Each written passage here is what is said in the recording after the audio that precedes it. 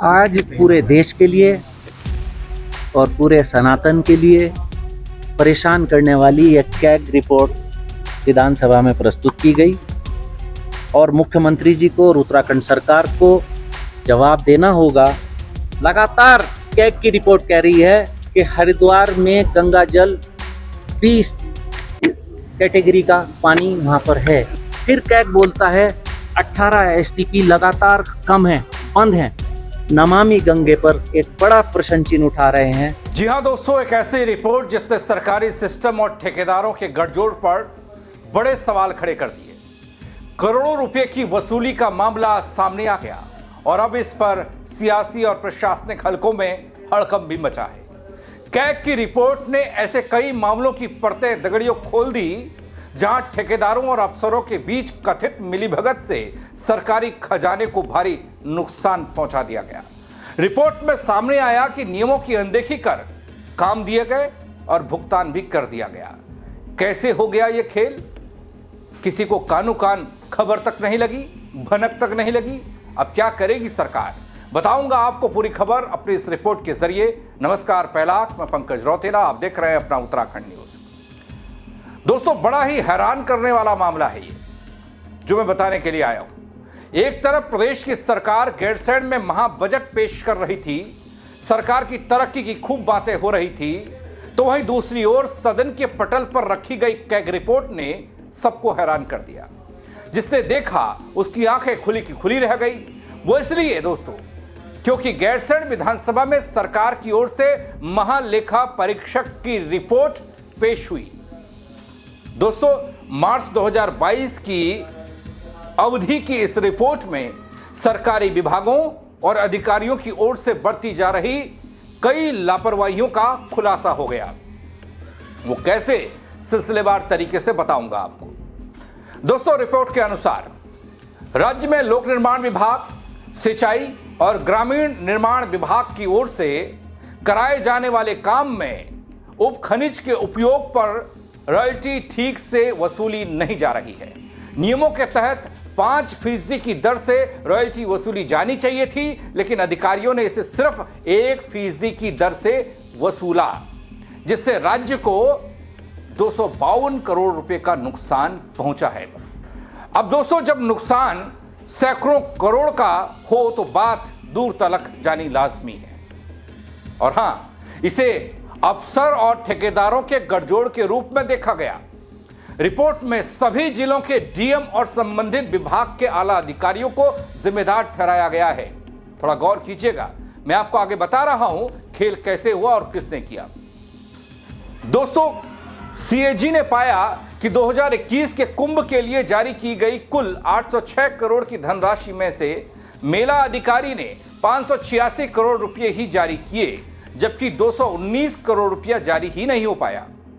कुंभ में खर्च हुई 362 करोड़ की धनराशि में से 345 करोड़ की राशि अलग अलग कामों पर खर्च हुई, लेकिन प्रमाण पत्रों की जांच से पता चला कि उपयोगिता प्रमाण पत्र वास्तविक व्यय पर आधारित थे ही नहीं। इसे लेकर अब तमाम सवाल खड़े होने शुरू हो चुके हैं। दोस्तों, इतना भर नहीं है, कोरोना जांच में भी अनियमितताएं भारी देखने को मिली हैं। सीएजी ने 2021 के हरिद्वार कुंभ में कोरोना से जुड़ी जांच में कई गड़बड़ियां पाई हैं। हालांकि मेला अधिकारी स्वास्थ्य कार्यालय से कैग को कई दस्तावेज मिले ही नहीं हैं, जिस वजह से पूरे तथ्य सामने नहीं आ पाए। पर रिपोर्ट में यह कहा गया, इसके लिए हुए भुगतान में कई स्तर पर खामियां उजागर हुई। इसके साथ ही कैग ने मेला अस्पताल हरिद्वार के लिए खरीदी गई 9 करोड़ की एमआरआई मशीन की खरीद में विक्रेता को अनुचित लाभ पहुंचाने का खुलासा भी कर डाला। दोस्तों, कैग रिपोर्ट के अनुसार राज्य सरकार ने प्रदेश के 32 सार्वजनिक उपक्रमों और 28 सरकारी कंपनियों पर कुल 8,993 करोड़ का निवेश किया। करोड़ों के लोन लिए गए और सब्सिडी भी दी गई, लेकिन 2 निगमों को छोड़कर अन्य से सरकार को कोई लाभ नहीं मिल पाया। कैग ने राज्य को आर्थिकी के लिए इसे गलत मानते हुए व्यवस्था में सुधार की जरूरत को बताया है। दोस्तों, शहरी विकास विभाग में शहरी क्षेत्र विकास प्राधिकरण बाह्य सहायता प्राप्त परियोजनाओं के तहत की गई सलाहकार की नियुक्ति पर कैग ने सवाल उठाए हैं अपनी रिपोर्ट में। सदन के पटल पर रिपोर्ट आने के बाद दोस्तों सियासी शोर खूब हुआ। विपक्ष ने इस रिपोर्ट में तमाम खामियां गिनाते हुए सरकार को घेरना शुरू कर दिया, जिसका जवाब देते हुए बीजेपी के विधायकों ने कहा कि यह कोई फाइनल रिपोर्ट नहीं होती। इस पर भी सवाल हो सकता है। कैग की रिपोर्ट पर कई बार सवाल हुआ है, इस बार भी एक सवाल सही। सुनिए तो क्या कहना है कांग्रेस और बीजेपी के विधायकों का।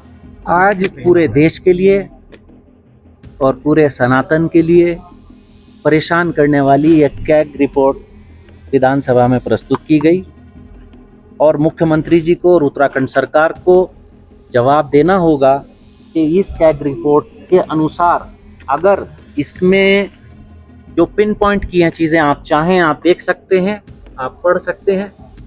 इसमें कैग ये कहता है कि उत्तराखंड पोल्यूशन कंट्रोल बोर्ड की जो लैब्स हैं वो मानकों के अनुकूल नहीं है और वो मान्यता प्राप्त लैब्स नहीं है। लगातार कैग की रिपोर्ट कह रही है कि हरिद्वार में गंगा जल 20 कैटेगरी का पानी वहाँ पर है। इनकी ABC कैटेगरी बनी हुई है पॉल्यूशन की, पानी की। गंगा जल को B कैटेगरी का बोल रहा है। फिर कैग बोलता है कि उत्तराखंड गवर्नमेंट ने, ये खुद ही पढ़ लीजिए आप, ये गंगा के जीर्णोद्धार के लिए सीवेज सुविधाओं को के सुदृढ़ीकरण में राज्य सरकार द्वारा कोई वित्तीय योगदान न किया जाना। फिर कैग बोलता है कि जो STPs हैं वो NGT के मानकों के अनुकूल नहीं है। फिर कैग बोलता है 18 STP लगातार कम है, बंद है। मैं और बहुत सारी चीज़ें भी तो पूरी पढ़ी भी नहीं गई, लेकिन जो मोटा मोटाई पढ़ी हैं उसमें महालेखाकार नमामि गंगे पर एक बड़ा प्रश्न चिन्ह उठा रहे हैं। और अगर नमामि गंगे पर बड़ा प्रश्न चिन्ह उठा रहे हैं और अगर गंगा जल की पोल्यूशन के हिसाब से अगर गुणवत्ता उस कैटेगरी के नहीं है जिस कैटेगरी की उसमें पैसा लगाया जा रहा है, कि जिस कैटेगरी का पूरा देश, पूरा सनातन धर्म, हम सब लोग जिसको हम चाहते हैं उस कैटेगरी का हो, तो फिर मेरा भारतीय जनता पार्टी की इस उत्तराखंड सरकार से केवल एक सवाल है कि क्या सिर्फ हिंदू और मुसलमान करने से काम चल जाएगा? क्या सिर्फ मज़ार तोड़ने भर के लिए सरकार बनी है? क्या इस नमामि गंगे को इम्प्लीमेंट करने के लिए, इसके ऑब्जेक्शंस के लिए सरकार बनी है? कम से कम इस गंगा जल के साथ करोड़ों दुनिया के सनातन धर्म के लोगों का ही नहीं, हम सब लोगों की आस्था है। हम भी हरिद्वार से हैं, तो यहाँ पर गंगा जल के साथ तो कम से कम धोखा ना करो। और अगर आप गंगा जल के साथ भी सच्चे दिल से काम नहीं कर रहे हैं, यहाँ भी अगर कैग की आपत्ति आ रही हैं, तो अंदाज़ा कीजिए फिर कौन सा विभाग बच रहा होगा जहाँ कैग रिपोर्ट ने चिंता में डालने वाली रिपोर्ट नहीं है। देखिए, मैंने अभी CAG की रिपोर्ट बहुत डिटेल्स में नहीं गया, लेकिन मैं आपसे एक बात बता रहा हूँ, खामियां गिनाने के लिए गिनाएं तो कोई दिक्कत नहीं। खामी ही होती है जो CAG रिफ्लेक्ट करता है। लेकिन एक बात मैं बहुत मजबूती के साथ कह रहा हूं, भी ध्यान देने की जरूरत है। CAG की रिपोर्ट कोई सैंक्रोसैंक्ट नहीं होती। CAG की रिपोर्ट ऐसा नहीं है जिस पे प्रश्न नहीं खड़े होते, इसीलिए CAG की रिपोर्ट अल्टीमेट नहीं होती। CAG की report finally public accounts committee में, हाउस की कमेटी होती है, उसमें टेबल होती है, और पब्लिक अकाउंट्स कमेटी फिर जो CAG का पैरा होता है उसमें जो कंसर्न डिपार्टमेंट होते हैं सबकी सुनवाई करता है, जिसमें AG भी होता है, अकाउंटेंट जनरल भी होता है और बाकायदा संबंधित विभाग भी होता है। और फिर पब्लिक अकाउंट्स कमेटी यह तय करती है कि कहीं पर कोई जानबूझ करके कोई गलती की गई, क्या किसी में कोई जानबूझ करके कोई फाइनेंशियल इरेगुलरिटी है, क्या जानबूझ करके कोई मिस एप्रोप्रिएशन ऑफ फंड्स है, क्या कहीं पर अनफ्रूटफुल एक्सपेंडिचर है, या केवल और केवल काम करते समय एक प्रोसीजरल त्रुटि है। तो एक तो ये पीएससी देखेगा। दूसरी बात यह है कि हमेशा सीएजी की रिपोर्ट को रचनात्मक दृष्टि से देखने की जरूरत होती है।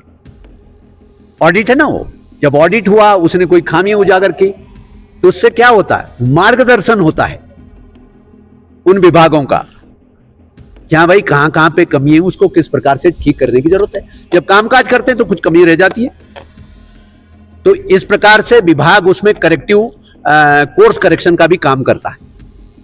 मैं तो ऑडिट रिपोर्ट को ऐसे ही लेता हूं और यही उसका उद्देश्य भी है। हां, जहां पर ऑडिट रिपोर्ट के बाद बाकायदा स्क्रूटनी होने के बाद, पीएससी में उसकी समीक्षा होने के बाद, जहां पे wilful misappropriation of fund, corruption,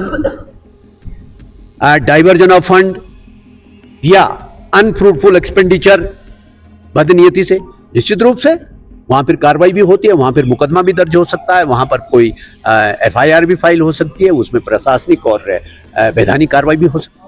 इधर दोस्तों एक खबर यह भी निकल कर आई कि जब इस पूरे कैग रिपोर्ट के मसले पर सरकार से सवाल हुआ, तमाम विभागों से सवाल हुआ कि अब ठेकेदारों के अफसर दोस्तों से सरकार करीब 352 करोड़ रुपया वसूलने जा रही है। कई अफसरों पर इसकी गाज गिरने वाली है। हालांकि दोस्तों ये तो वक्त बताएगा कौन कौन अफसर, बड़े वाले अफसर इसकी जद में आते हैं या फिर नहीं, लेकिन कुल मिलाकर कैग की इस रिपोर्ट ने उत्तराखंड के कई विभागों की कार्यशैली पर सवाल कई बड़े खड़े कर दिए।